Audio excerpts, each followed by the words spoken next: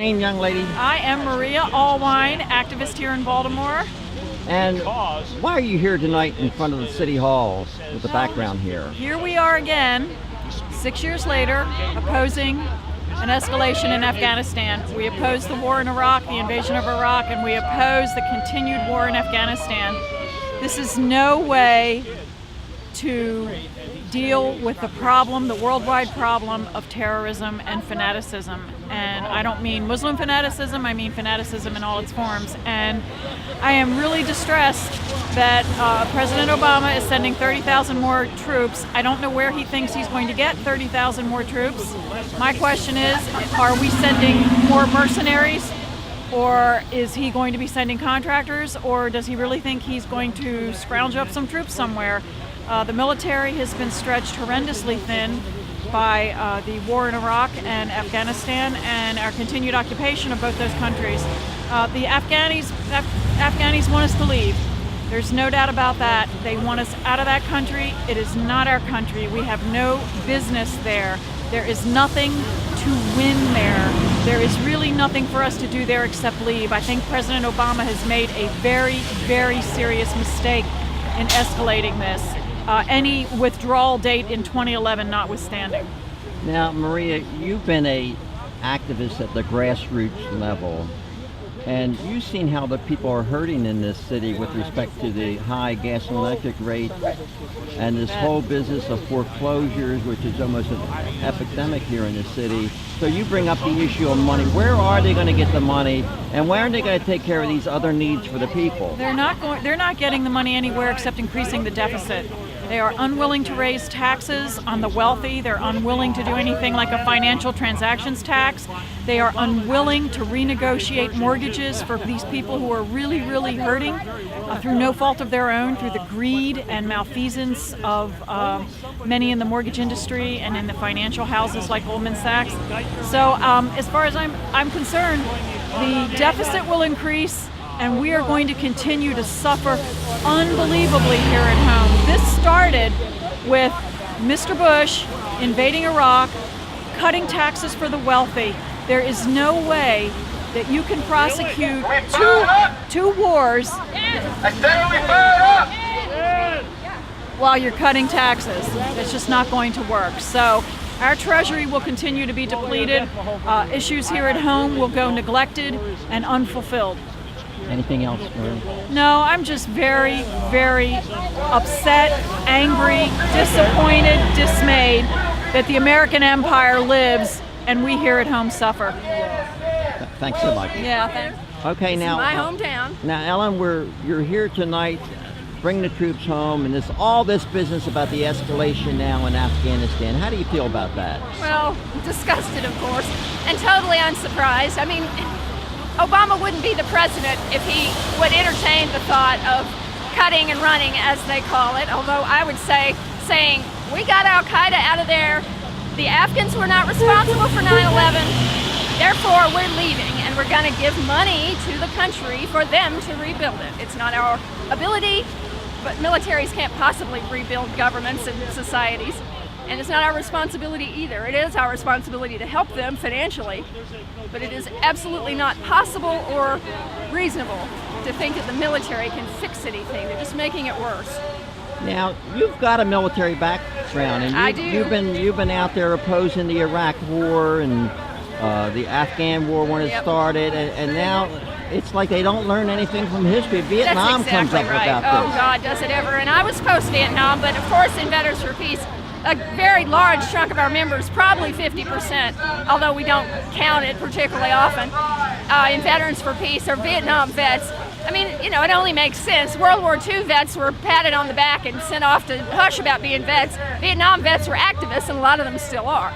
And a lot of them are our biggest energy in Veterans for Peace, and they have a whole lot to say about it and how similar it feels. And have you seen the marvelous postcard that a videographer has produced? It shows Obama in the Oval Office with the ghost of Johnson right behind him.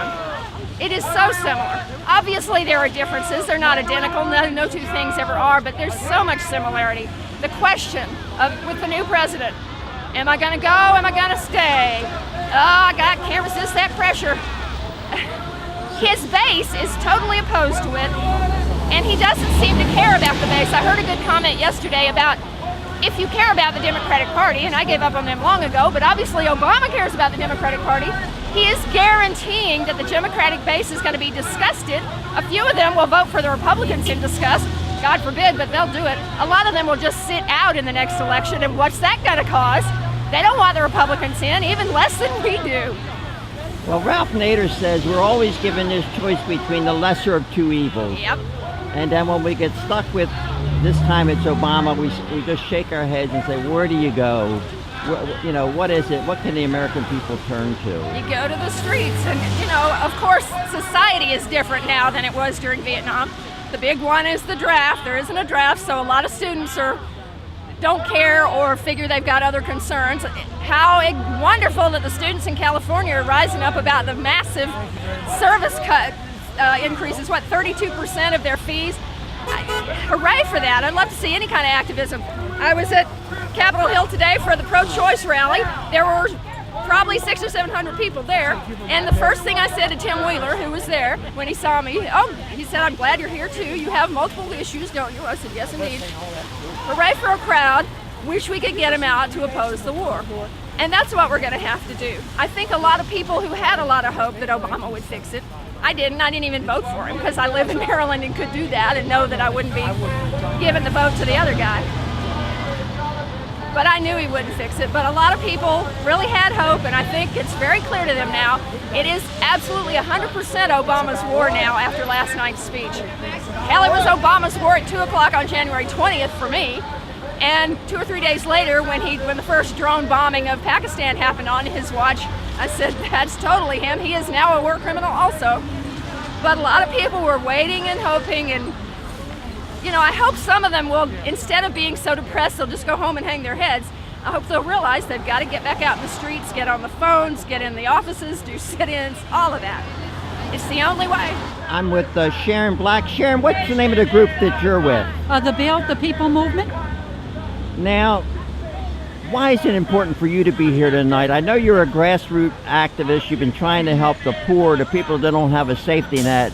And here the president is going to send 30,000 troops over there. Where's he going to get the money from? Right, and that's the point, and that's why we're actually here. The Build the People movement has come out to participate in all these demonstrations against the escalation of the war in Afghanistan. And there's there are trillions of dollars being spent to prop up the Pentagon's war budget, but nothing's being spent on the people here at home, especially around jobs. I know tomorrow on Thursday, our group, people representatives from all across the country, from the unemployment councils in Rhode Island, people from Boston, people from the Moratorium Now Coalition are losing their homes in Michigan, a lot of groups, Cleveland, Baltimore too, of course, and Washington, D.C. itself, are going to go to the White House, in front of the White House, to protest around jobs, to demand a real jobs program similar to what was enacted during the Works Progress administration. Part of that demands that we're going to be making tomorrow is, how can they justify at all an escalation of a war that will in no way benefit the people here at home, and certainly will not benefit the people of Afghanistan, who are suffering under a terrible occupation, who this will only increase their suffering. Really, the troops, it should be ended right now, the war. There should be no more occupation, no more troops sent to Afghanistan. They should get out of Afghanistan. And we really need to have a war against unemployment. We need to wage a war against people not having health insurance. We got to wage a war against poverty, homelessness, all the issues that are affecting people here, especially during this economic crisis. And we want to be strong and vocal about it. Like I said, tomorrow at 12 noon, we're going to be in front of the White House. And we're going to be really raising a whole demand around that, participating in all the anti-war demonstrations, of course. But then on April 10th, people will be converging in Washington again after March 20th. Then on to April 10th, around the anniversary of the Works Progress administration, to demand that money be spent on jobs program, a jobs program that will really put people to work directly. Not money trickling through the banks, not trillions of dollars wasted on billionaire bankers. Money directly into the pockets of workers here right now. We're really calling for an end to the Pentagon budget, no more wars, no more occupations, whether it be Palestine, Iraq, Afghanistan, or any part of the world.